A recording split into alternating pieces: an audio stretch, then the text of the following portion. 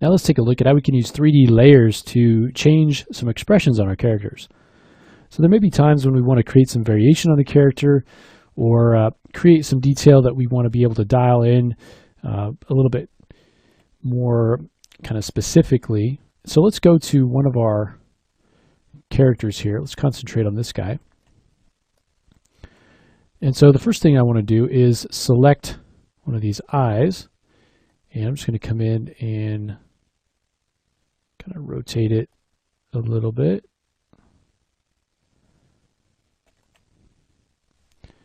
We'll do the same thing over here. Again, I want to just rotate it slightly, and I'll move it.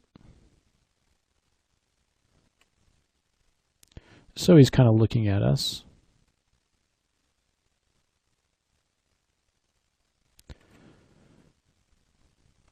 Okay, unmask everything. All right, now we want to go ahead and I'm going to come down to 3D layers.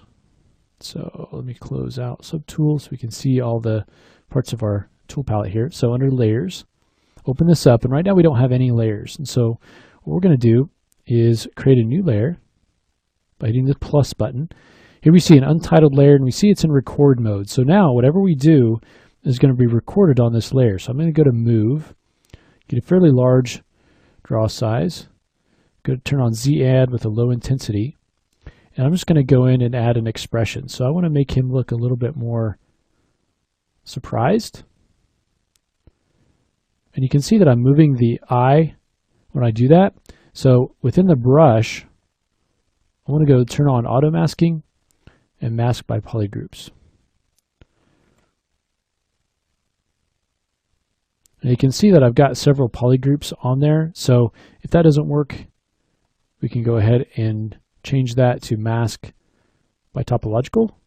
And what that'll do is it'll allow us to only affect things that are close by on the surface. So there I can come in and open up the eyes a bit without affecting the eyeball.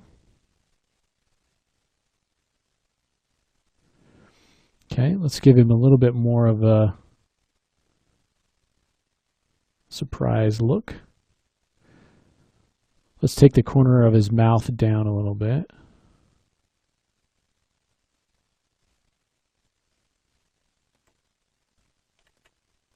So he looks a little bit more worried. Now, looking at this layer, if we go ahead and click on this record, that will save that information in that layer.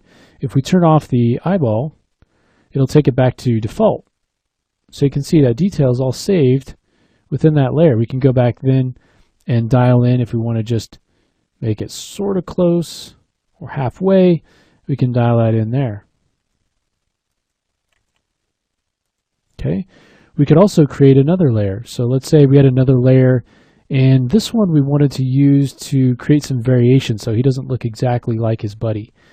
So we could come in here and pull the ears out, just so this doesn't slow things down. I'm going to turn off our masking here. Could make his ears a little bit bigger. We could sort of flatten his head down a little bit more than his buddy.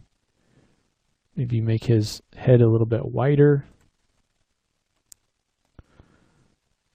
We could come in here and thicken up. Maybe we'll use inflate.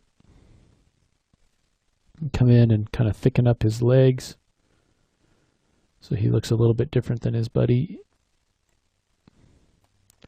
Maybe his arms and shoulders. And again, that's on a different layer. So we could take those changes out. We can also come in here and we could name them. So we could call this expression.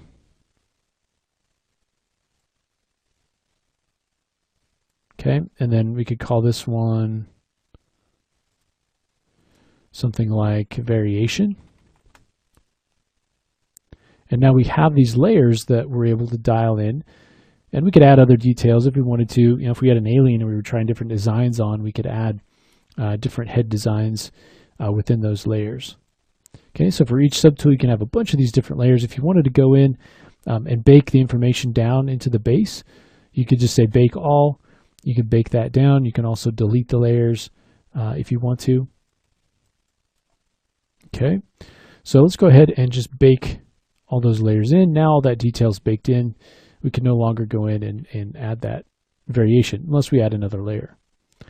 So the next thing we'll do is take a look at using fiber mesh. So take a quick look at how we can start to add some hair to these guys. So go ahead and do that next.